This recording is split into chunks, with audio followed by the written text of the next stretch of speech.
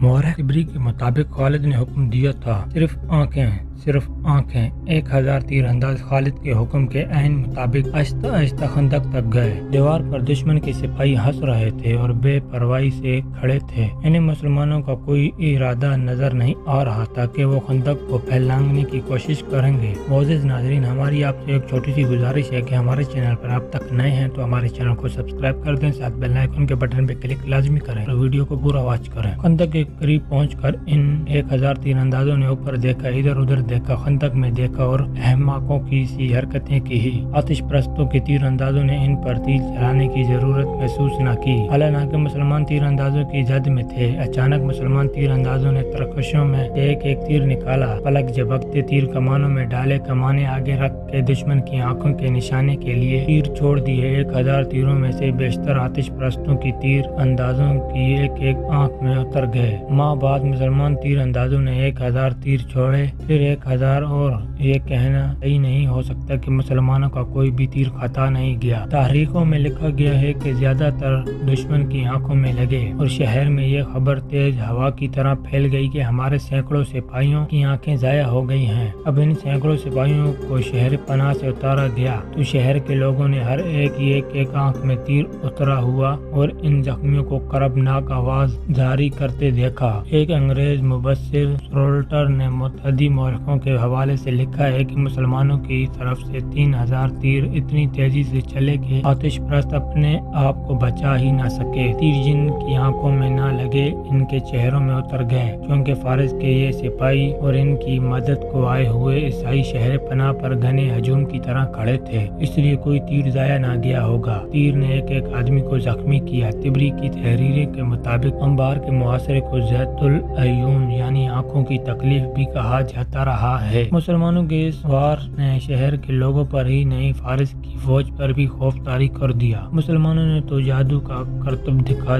दानिशमंद साबात का आतिश परस्त हाकिम शेरजाद दानिशमंद और दूर अंदेश आदमी था। इसने भांप लिया कि इसकी फौज में जो लड़ने का जज्बा मौजूद था वो मानंद पड़ गया है। इसे यह भी एहसास था कि इसकी फौज पहली शिकस्तों की भी डरी हुई है। चुनांचा मजीद कत्ल व गारत को रोकने के लिए इसने खालिद से सुलह करने का फैसला कर लिया। इसने 2 अमरा को किले के बाहर भेजा। खंदक के करीब आकर इन 2 अमीरों ने मुसलमानों से पूछा कि इनका सलारे आला कहाँ है। खालिद को इत्तला मिली तो वो आ गए। हमारे अमीर शहजाद ने हमें भेजा है। शहजाद के भेजे हुए 2 आदमियों में से एक ने खालिद से कहा, हम आपसे सुलह करना चाहते हैं, लेकिन ऐसी शर्त पर जो हमारे लिए काबिल कबूल हो। अगर सुलह हो जाए तो शहजाद अपनी फौज को साथ लेकर अंबार से चला जाएगा। शहजाद से कहो कि शर्तें मनवाने का वक्त गुजर गया है। खालिद ने कहा, अब शर्तें हमारी होंगी और तुम लोग हथियार डालोगे। दोनों आदमी वापस चले गए और शहजाद को खालिद के पैगाम दिया। शहजाद ने अपने सलारों की तरफ देखा, हम इतनी जल्दी हथियार नहीं डालेंगे। एक सलार ने कहा, हमारे पास फौज की कमी नहीं। दूसरे सलार ने कहा, मुसलमान खंदक से आगे नहीं आ सकते। शहजाद ने सिर हिलाया। ये ऐसा इशारा था जिससे पता नहीं चलता कि वो शहर का दिफा जारी रखना या खालिद के पैगाम पर गौर करे, कोई और फैसला करना चाहता है। इसके सलारों ने इसके इशारे को जंग जारी रखने का हुक्म समझा और वो शहर पनाह पर गए। 1000 मुसलमान तीरंदाज जिन्होंने अंबार के 2000 से जायद सिपाहियों की आंखें निकाल दी थी, पीछे हट गए। खालिद ने शहर के इर्द गिर्द एक और चक्कर लगाया। अब वो सिर्फ खंदक को देख रहे थे। इन्होंने खंदक पार करने का तहैया कर लिया था। एक जगह खंदक की चौड़ाई कम थी, लेकिन इतनी कम नहीं थी कि दूर से घोड़ा दौड़ाते लाते और वो खंदक बांध जाता। खालिद के दिमाग में एक तरीका आ गया। इन्होंने हुक्म दिया कि अपनी फौज के साथ जितने ऊँट कमजोर या बीमार हो गए हैं इन्हें आगे ले आओ। ऐसे बहुत से ऊँट थे जो पूरा सामान उठाने के काबिल नहीं रहे थे। खालिद के हुक्म से इन ऊँटों को ज़िबा करके खंदक में इस जगह फेंकते गए जहाँ खंदक कम चौड़ाई थी। इतने ऊँट ज़िबा करके खंदक में तरतीब से फेंक दिए गए कि एक पुल बन गया। अल्लाह ने तुम्हारे लिए गोश्त और हड्डियों का पुल बना दिया है। खालिद ने बुलंद आवाज से कहा, अब हम खंदक के पार जा सकते हैं। ऊँटों का ये पुल हमवार नहीं था। इनके ढेर पर चलना खतरनाक था, पांव फिसलते थे, लेकिन गुजरना بڑی تیزی سے تھا۔ اشارہ ملتے ہی پیادہ مجاہدین کو تیب پھیلانگتے اس عجیب پل سے گزرنے لگے۔ چند ایک مجاہدین پھسلے اور گرے اور وہ پانی میں سے نکل کر اونٹوں کی ٹانگیں، گردنیں وغیرہ پکڑتے اوپر آ گئے۔ شہر پناہ سے دشمن کے تیر اندازوں نے تیروں کا میںہ برسا دیا۔ ادھر آنکھیں پھوڑنے والے مسلمان تیر اندازوں نے بڑی تیزی اور مہارت سے تیر انداز جاری رکھے۔ اب ان کی تعداد 1000 نہیں، خاصی زیادہ تھی۔ اونٹوں کے پل سے گزرنے والوں میں سے کئی مجاہدین تیروں سے زخمی ہو رہے تھے، لیکن وہ رکے ہوئے سیلاب کی طرح خندق سے پار جاتے اور پھیلتے رہے۔ مورخوں نے لکھا ہے کہ مسلمانوں کا یہ اقدام غیر معمولی طور پر دلیرانہ تھا۔ وہ زخمی تو ہوئے، شہید بھی ہوئے، لیکن انبار کی فوج پر اس اقدام کا جو اثر ہوا وہ اس کے سپاہیوں کے لڑنے کے جذبے کے لیے مہلک ثابت ہو رہا تھا۔ ان پر مسلمانوں کی دہشت پہلے ہی غالب تھی۔ اب انہوں نے مسلمانوں کا یہ عجیب طریقہ دیکھا کہ اپنے اونٹ ذبح کر کے پل بنا دیا اور تیروں کی بوچھاڑوں میں اس پل سے گزرنے لگے تو دیوار سے برسنے والے تیروں میں کمی آ گئی۔ دشمن کے تیر انداز زخمی ہو کر کم ہو رہے تھے اور ان میں بھگدڑ کی کیفیت بھی پیدا ہو گئی تھی۔ خندق پھیلانگنے والا صرف ایک دستہ تھا۔ اس دستے کا جوش و خروش اس وجہ سے بھی زیادہ تھا کہ خالد ان کے ساتھ تھے اور سب سے پہلے مرے ہوئے اونٹوں پر سے گزرنے والے خالد تھے۔ تیر ان کے دائیں بائیں سے گزر رہے تھے اور ان کے قدموں میں زمین میں لگ رہے تھے، مگر خالد رضی اللہ تعالیٰ عنہ یوں بے پرواہ تھے جیسے ان پر بارش کے قطرے گر رہے ہوں۔ اللہ اکبر کے نعروں کی گرج الگ تھی اور اس کی گرج میں اللہ کی رجعت اور برکت تھی۔ شہر کے لوگوں کا یہ عالم تھا کہ بھاگتے دوڑتے پھر رہے تھے۔ شہر پناہ سے ان کی زخمی سپاہیوں کو اتارتے تھے تو لوگ ان کی گردنوں میں، چہروں میں اور سینوں میں ایک ایک، دو دو اور تین تین تیر اترے ہوئے دیکھتے۔ زخمیوں کی تعداد بڑھتی جا رہی تھی اور شہر میں خوف و ہراس اس سے زیادہ ہوتا جا رہا تھا۔ لوگوں نے چلانا شروع کر دیا، سمجھوتا کر لو، صلح کر لو، دروازے کھول دو۔ شہرزاد کے لیے صورتحال بڑی تکلیف دہ تھی۔ وہ دانشمند آدمی تھا۔ اس نے جب لوگوں کی آہذاری سنی اور جب بچوں اور عورتوں کو خوف کی حالت میں پناہوں کی تلاش میں بھاگتے دوڑتے دیکھا تو اسے احساس ہوا کہ یہ معصوم بے گناہ مارے جائیں گے۔ انہیں بچانے کا اس کے پاس ایک ہی ذریعہ تھا کہ ہتھیار ڈال دے۔ اس نے اپنے سالار اعلیٰ کو بلا کر کہا کہ وہ مزید خون خرابہ روکنا چاہتا ہے۔ نہیں، سالار اعلیٰ نے کہا، ابھی کوئی فیصلہ نہ کریں، مجھے ایک کوشش کر لینے دیں۔ شہرزاد خاموش رہا۔ سالار اعلیٰ شہر پناہ کے اوپر اپنی سپاہ کی کیفیت دیکھ رہا تھا جو بڑی تیزی سے مخدوش ہوتی چلی جا رہی تھی۔ اس نے یہ بھی دیکھ لیا تھا کہ مسلمان خندق عبور کر آئے ہیں۔ اس نے ایک جرأت مندانہ فیصلہ کیا۔ اس نے ایک دستہ چنے ہوئے سپاہیوں کا تیار کیا اور قلعے کا دروازہ کھول کر اس دستے کو باہر لے آیا۔ اس دستے نے ان مسلمانوں پر حملہ بول دیا جو خندق عبور کر آئے تھے۔ خندق کے دوسرے کنارے کھڑے مسلمانوں نے دشمن کے اس دستے پر تیر چلانا شروع کر دیے۔ اس دستے کا مقابلہ مسلمانوں کے ایسے دستے کے ساتھ تھا جس کے قائد خالد تھے۔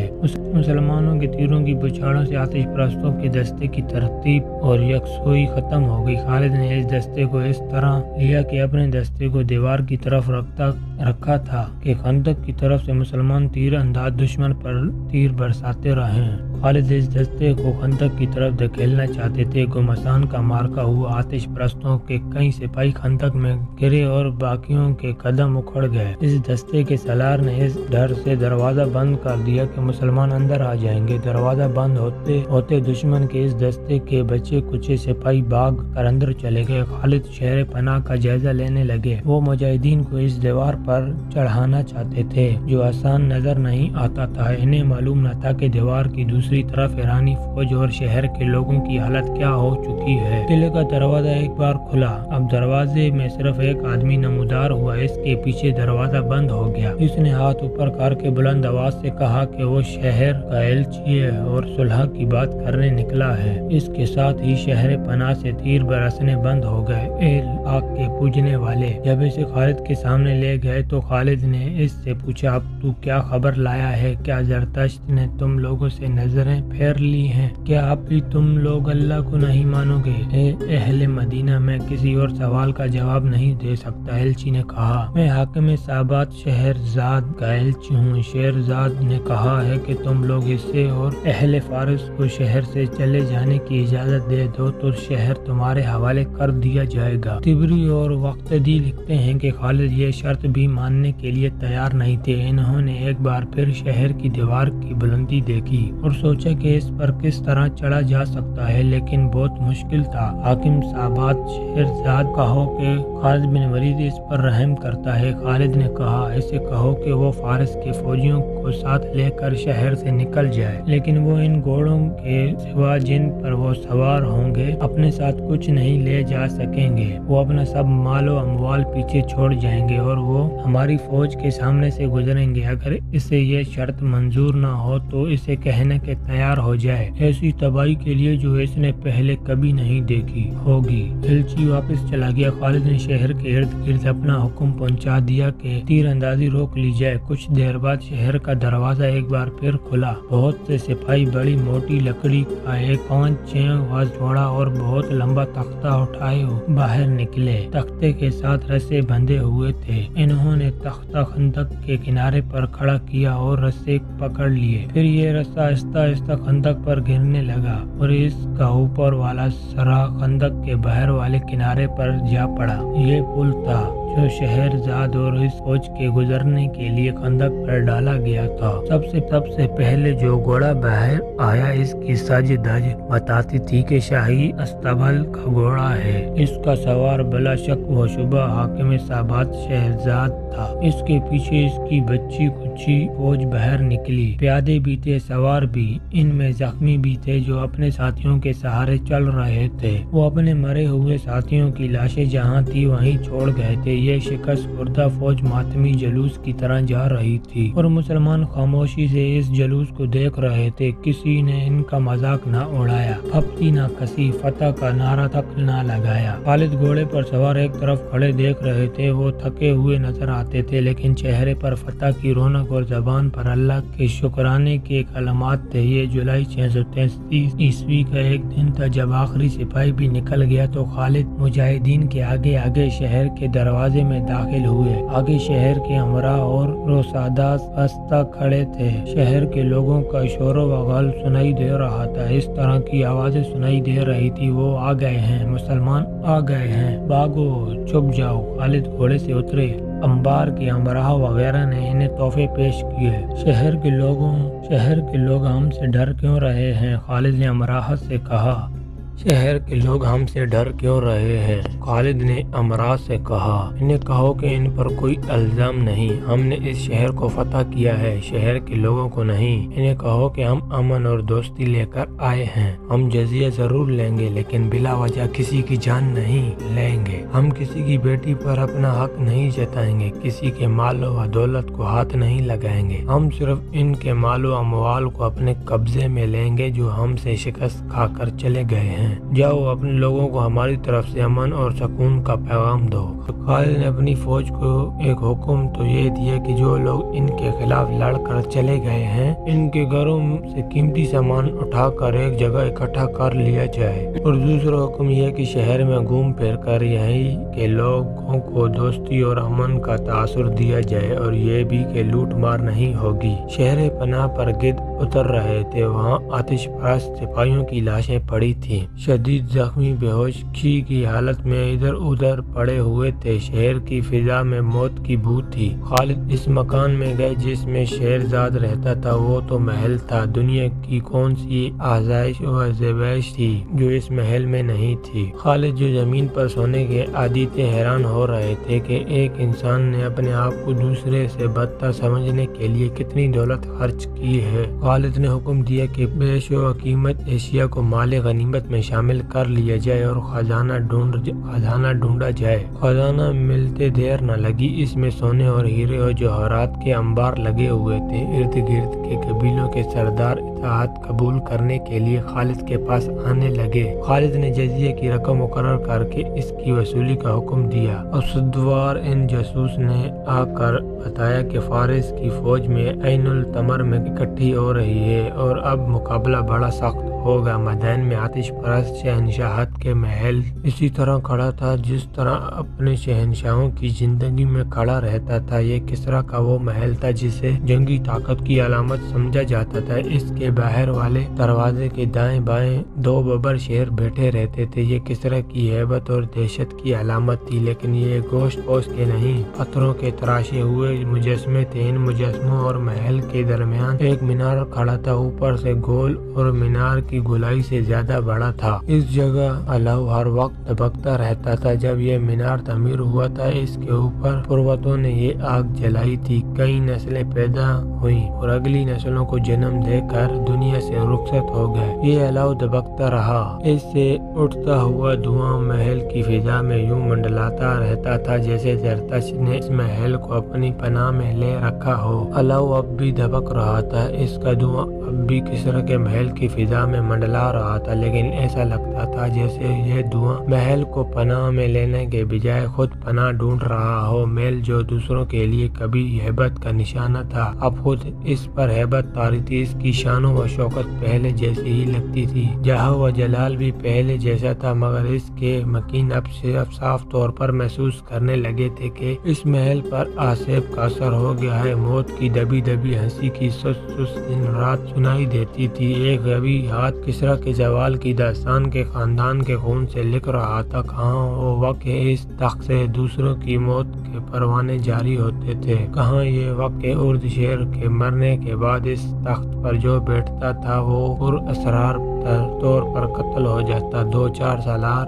تھے جو فارس کی لرزتی ہوئی دولتی ہوئی عمارت کو کچھ دیر اور تھامے رکھنے کی کوشش کر رہے تھے۔ ایران کی نوخیز حسینہ اب بھی اس محل میں موجود تھی، مگر رقص کی ادائیں نہیں تھی۔ ساز خاموش تھے، نغمے چپ تھے، شراب کی بو پہلے کی طرح موجود تھی، مگر اس میں خون کی بو شامل ہو گئی تھی۔ پہلے یہ عیش و عشرت کے لیے شراب پی جاتی تھی، اب اپنے آپ کو فریب دینے کے لیے اور فاتح حقائق سے فرار کی خاطر جام پر جام چڑھائے جا رہے تھے۔ اب مدائن کا محل تخت و تاج کے اصول کا میدان جنگ بن گیا تھا۔ در پردہ جوڑ توڑ ہو رہے تھے۔ اسی محل سے خالد اور ان کی سپاہ پر طنز کے یہ تیر چلے تھے کہ عرب کے یہ بدو اور لٹیروں کو فارس کی شہنشاہی میں قدم رکھنے کی جرأت کیسے ہوئی۔ اب وہ کبھی واپس نہ جانے کے لیے آئے ہیں، انہیں موت یہاں لے آئی ہے، مگر اب فارسیوں کو خود اپنی شہنشاہی میں قدم جمائے رکھنے کی جرأت نہیں ہو رہی تھی۔ دوسروں پر دہشت طاری کرنے والے تخت و تاج خالد کی اور مدینہ کے مجاہدین کی دہشت طاری ہو گئی تھی۔ مدائن میں اب شکست اور پسپائی کے سوا